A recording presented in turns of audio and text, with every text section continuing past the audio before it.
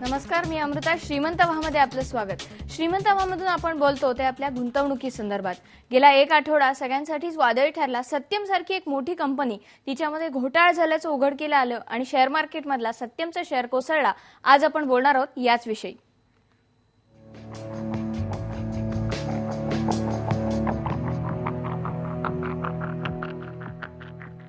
सत्यमच्या घोटाळ्याचे पडसाद शेअर मार्केटवरतीही उमटले. सत्यमचा शेअर एकाच दिवसात 80% खाली आला.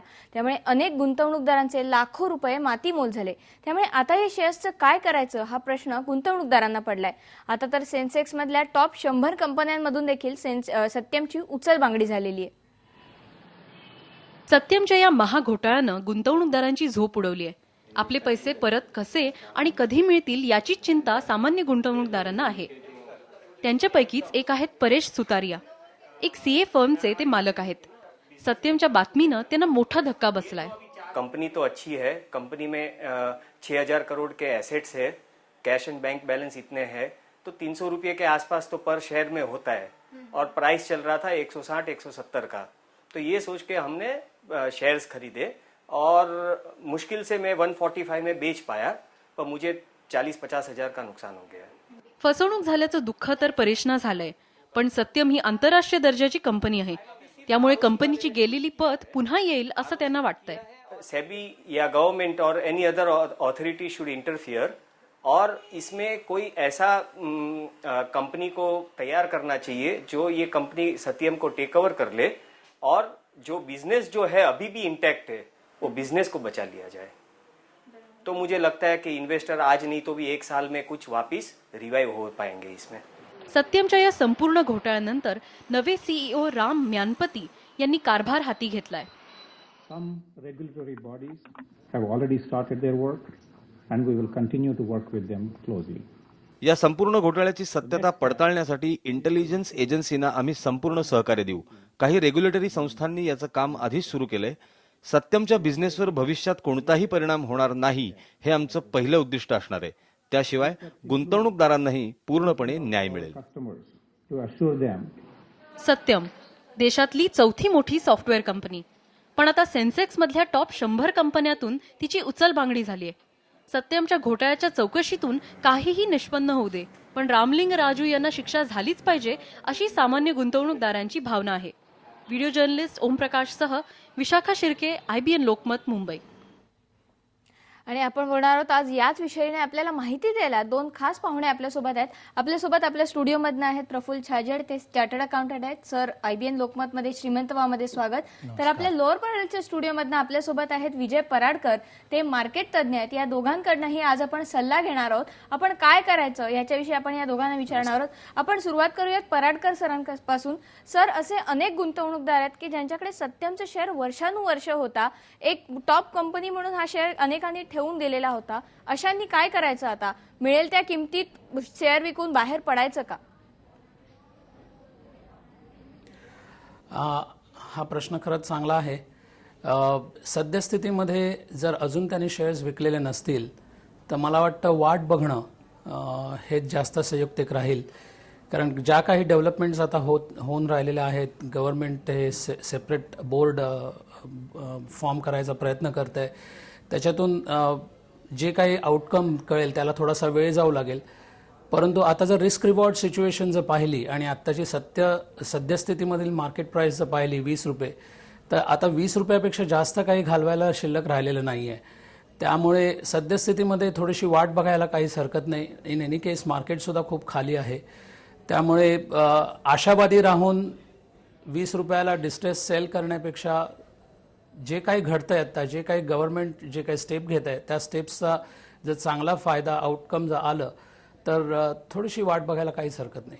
नक्की. आपण येऊयात आपल्या स्टुडिओमध्ये. सर, प्रफुल्ल सर आहेत आपल्यासोबत. सर, आपण बघितलं की सत्यमसारखी एक मोठी कंपनी ज्याच्यात वर्षानुवर्ष लोकांनी गुंतवणूक केलेली होती, अशी कंपनी घोटाळा झाल्याचं उघडकीला आल्यानंतर मनात एकंदर सगळ्याच कंपन्यांविषयी शंका निर्माण होते. तुम्ही एक सीए आहात, म्हणजे तुम्हाला गुंतवणूकदारांचीही बाजू माहिती आहे, तुम्हाला कंपन्यांचीही बाजू माहिती आहे. तुम्ही काय सांगाल याविषयी? शेअर मार्केटमध्ये जेव्हा आपण गुंतवणूक करतो तर शेअर मार्केट ही सर्वसामान्यांना माझ्या मते न समजणारी वस्तू आहे आणि तरी सर्वसामान्य माणूस त्याच्यामध्ये अगदी ॲग्रेसिव्हली त्याच्यामध्ये इन्व्हेस्टमेंट करत असतो. आपण समजा एक छोटीशी मोटरसायकल घ्यायची असली तरी आपण किती विचार करतो ती कोणत्या कंपनीची आहे, तिचं ॲव्हरेज किती मिळेल, त्याची आफ्टर सेल सर्व्हिस किती आहे. आणि शेअर्सच्या बाबतीत काय होतं, कोणी मित्र सांगतो किंवा ओळखीचा सांगतो किंवा कुठेतरी आपण पेपरमध्ये वाचतो आणि म्हणून आपण इन्व्हेस्टमेंट करतो. आता सत्यमच्या बाबतीत बोलायचं झालं तर ही कदाचित ज्या माहिती समोर येतात आहे त्याच्याप्रमाणे ही फ्रॉडची केस असू शकते. तर जेव्हा मोठं देश हा एका लिबरलायझेशनच्या प्रोसेसमध्ये चालला आहे, अनेक मोठ्या कंपन्या येतात आहे, एंटरप्रिन्युअर्स जेव्हा पुढे येतात आहे, अशा वेळेला काही लोक येणाऱ्या संधीचा फायदा घेऊनही काही थोडीशी अफरातफर करण्याचा प्रयत्न करतात. म्हणून एकंदरीत माझा असा सल्ला आहे, गुंतवणूक ही अत्यंत तुम्ही तुमचे पैसे मार्केटमध्ये टाकतात तेव्हा योग्य त्या प्रमाणे अभ्यास करावा आणि नंतर गुंतवणूक करा. कसा अभ्यास केला पाहिजे याविषयी आपण बोलूयात, पण मी पुन्हा एकदा जाईन पराडकर सरांकडे.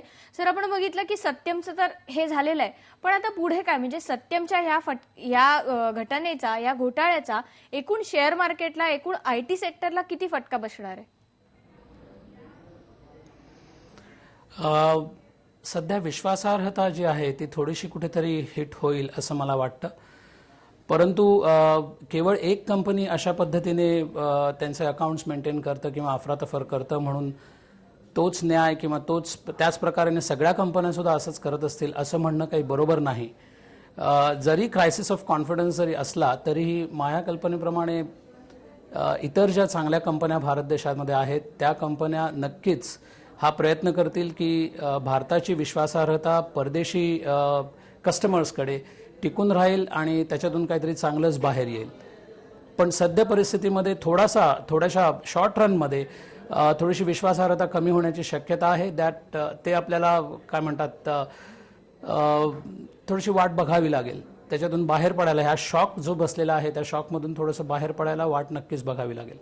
थोडासा पेशन्स दाखवण्याची गरज आहे सर. थोडंसं पेशन्स दाखवण्याची गरज आहे असं पराडकर सर म्हणतात. तुम्ही आता म्हणत होतात की आपण आपला पैसा आहे मार्केटमध्ये गुंतवणूक करताना पुरेशी काळजी घेतली पाहिजे. अशी कोणती खबरदारी आहे की जी आपण आपल्या बाजूने घेऊ शकतो कुठल्याही कंपनीत गुंतवणूक करताना?